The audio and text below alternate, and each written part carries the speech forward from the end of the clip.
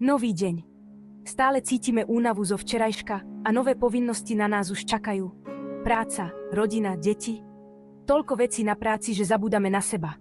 Chceme stihnúť všetko, ale rýchlo sa unavíme a sme v strese. Práca, deti, domáce práce, všetko sa zdá byť ako ťažké bremeno na našich pleciach.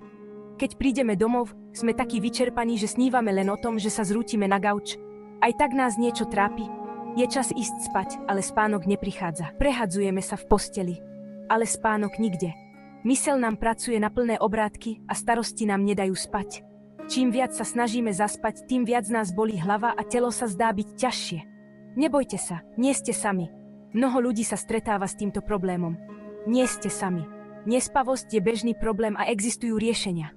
Čoraz viac ľudí trpí problémami so spánkom. Stres, modré svetlo z telefónov a starosti nám narúšajú spánok. Sme stále online, pracujeme do neskorých hodín a staráme sa o príliš veľa vecí.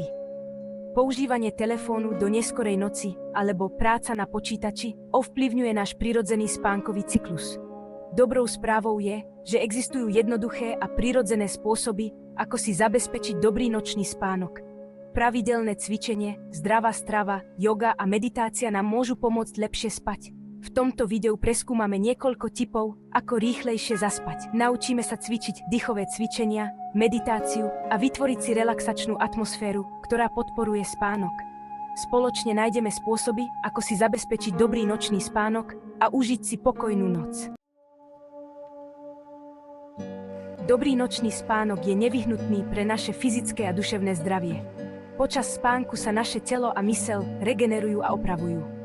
Po noci pokojného spánku máme energiu konať a čeliť každodenným výzvam. Keď sa zobudíme oddychnutí, cítime sa plní energie a pripravení na nový deň. Dokážeme sa lepšie sústrediť, ľahšie sa učíme a sme produktívnejší. Navyše, dostatočný spánok posilňuje imunitný systém, zlepšuje trávenie a zabezpečuje hormonálnu rovnováhu. Bohužiaľ, často nespíme tak dobre, ako by sme mali. Príčiny nespavosti sú rôzne a je dôležité zistiť, čo ju spôsobuje v našom prípade. Jednou z hlavných príčin nespavosti je stres. Keď sme v strese, naša myseľ je preťažená a ťažko sa nám relaxuje. Stres môže pochádzať zo všetkých oblastí nášho života, ako je práca, rodina alebo vzťahy. Keď sme v strese, naše telo produkuje kortizol. Kortizol nás udržuje v pohotovosti. Preto je dôležité, aby sme sa pred spaním uvoľnili, aby sme znížili jeho hladinu. Môžeme to urobiť meditáciou, dýchovými cvičeniami alebo jogou. Náš spánok je ovplyvnený aj modrým svetlom, ktoré vyžarujú telefóny, tablety, počítače a televízory. Modré svetlo bráni tvorbe melatonínu, hormónu spánku. Preto je nevyhnutné vypnúť všetky elektronické zariadenia aspoň hodinu pred spaním a robiť niečo relaxačné, ako je čítanie knihy alebo počúvanie hudby. Môže byť spôsobená aj strachom a starosťami. Namiesto spánku premýšľame o minulých udalostiach alebo sa obávame o budúcnosť. To podporuje špirálu negatívnych myšlienok a vedie k začarovanému kruhu nespavosti. Skúste si pred spaním usporiadať myšlienky, napríklad písaním denníka alebo teplým kúpeľom. Hlboké dýchanie je účinný spôsob, ako upokojiť telo a myseľ. Znižuje stres, zlepšuje koncentráciu a pomáha rýchlejšie zaspať. Aj keď je dýchanie automatický proces, vedomé a správne dýchanie má obrovský vplyv na naše fyzické a duševné zdravie. Dýchová technika 4-7-8 je jednoduchá, ale účinná metóda, ktorá vám môže pomôcť rýchlejšie zaspať. Vyvinul ju Dr. Andrew Weil a je založená na stáročnej jogínskej praxi. Používa sa na zníženie stresu a zlepšenie kvality spánku.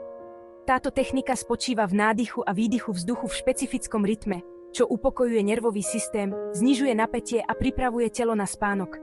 Pri pravidelnom cvičení vyvoláva pocit pokoja a uvoľnenia. Ako správne vykonávať dýchovú techniku 4-7-8?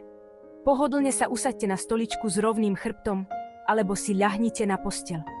Vyberte si tiché miesto, kde vás nikto nebude rušiť. Aj keď môžete túto techniku praktizovať kedykoľvek počas dňa, najúčinnejšia je pred spaním. Potom sa dotknite špičkou jazyka horného podnebia, tesne za prednými zubami. Jazyk držte v tejto polohe počas celého cvičenia, aby ste regulovali prúdenie vzduchu. Potom vydýchnite ústami, pomaly a úplne.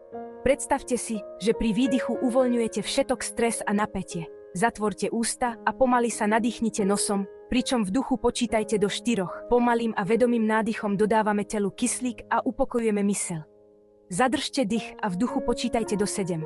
Zadržaním dychu pomáhame telu lepšie absorbovať kyslík a upokojujeme sa zvnútra.